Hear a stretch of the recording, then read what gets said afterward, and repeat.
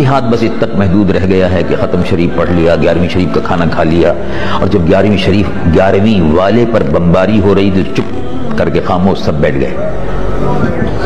11ویں شریف دیتے رہتے، 11ویں شریف پکاتے رہتے، 11ویں شریف کھاتے رہتے۔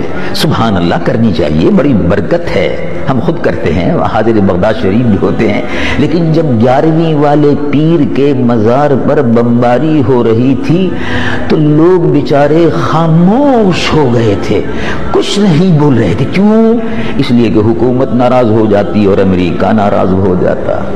11ویں والے پیر کے مزار پر بمباری ہو رہی ہے تو ہونے دو، ان کو اس سے کوئی بحث نہیں تھی بہت سے لوگوں کو، الا ماشاء اللہ۔ اور جو لوگ عملی طور پر عراق کی حمایت میں یا امریکہ کی مخالفت میں میدان عمل میں تھے، ان کو اسلام کے دشمن اور امریکہ کے ایجنٹ کی پروپیگنڈا کرتے تھے کہ ان کو صدام حسین سے پیسے مل گئے ہیں۔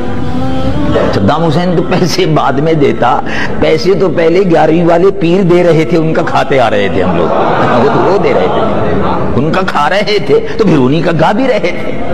لیکن بہت سے لوگ ڈر کے بیٹھ گئے اور کہا کہ نہیں، یہ تو سیاسی مسئلہ ہے۔ اب لوگوں کے لیے بڑا آسان ہے کسی چیز سے جان چھڑانا ہو، نہیں یہ سیاسی مسئلہ ہے۔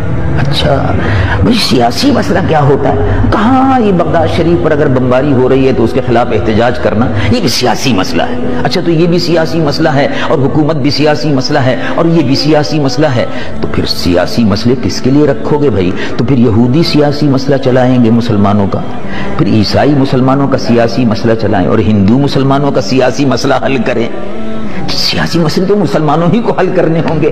اگر مسلمان ہی اپنی سیاست سے خود دستبردار ہو جائے تو کہ یہودی اور عیسائی اور ہندو آ کر مسلمانوں کی سیاست کریں گے اور مسلمانوں کا نظام حکومت اور مسلمانوں کی گورنمنٹ جو ہے اس کو چلائیں گے؟ یہ تو سوچنے کی بات ہے۔ لیکن بے عقل لوگ، محدود ذہن کے لوگ، جن کا ذہن محدود ہے، انہوں نے اپنے دین کو اسی میں محدود کر لیا، بس نماز روزہ حج و زکوٰۃ ہے، اور اس کے علاوہ ان کو قرآن شریف میں کوئی اور چیز نظر ہی نہیں آتی۔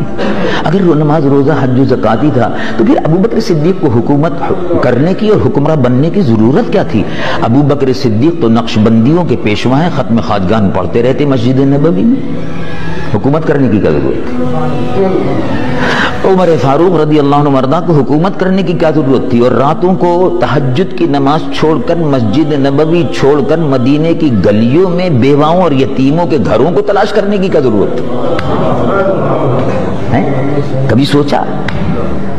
عثمان غنی، علی مرتضی، یہ خلفائے راشدین تھے، یہ مصلی پر کھڑے ہو کر نماز بھی پڑھاتے تھے، اور جیسے رسول اللہ صلی اللہ علیہ وسلم رات کو تہجد پڑھتے تھے، صحابہ تہجد پڑھتے تھے، اور دل میں جب عمل کا وقت ہوتا تھا تو میدان بدر میں جہاد کے لیے کود پڑتے تھے۔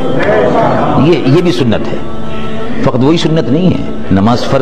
نماز بھی فرض ہے، روزہ بھی فرض ہے، زکوٰۃ بھی فرض ہے، حج بھی فرض ہے، اور یہ تمام فرائض ہے، لیکن اسی کے ساتھ ساتھ جہاد بھی اس میں شامل ہے، اگرچہ فرض وہ نہیں ہے لیکن فرض کفایہ بہرحال اپنی جگہ پر موجود ہے۔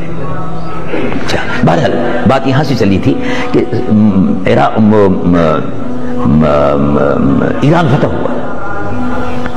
ایران فتح ہوا۔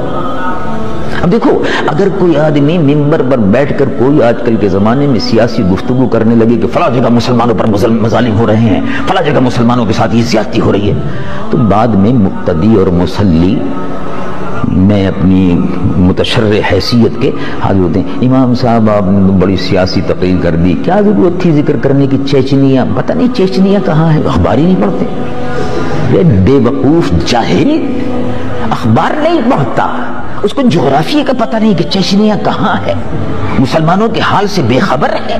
رسول اللہ صلی اللہ علیہ وسلم نے ارشاد فرمایا، المؤمن للمؤمن کالبنیان یشد بعضہ بعضا، او کما قال صلی اللہ علیہ وسلم۔ مومن ایمان والے ایک دوسرے کے لیے ایسے ہیں جیسے عمارت کی اینٹیں، اور یہ بنیاد جو اٹھائی گئی ہے، کالبنیان یشد بعضہ بعضا، جیسے بنیان، یہ اینٹیں، یہ برکس، یہ اینٹیں ایک دوسرے سے ملی ہوئی اور جڑی ہوئی ہیں، جڑ سے نیچے سے اوپر تک، اسی طرح سے مسلمان روح زمین کا ایک دوسرے سے جڑا ہوا ہے۔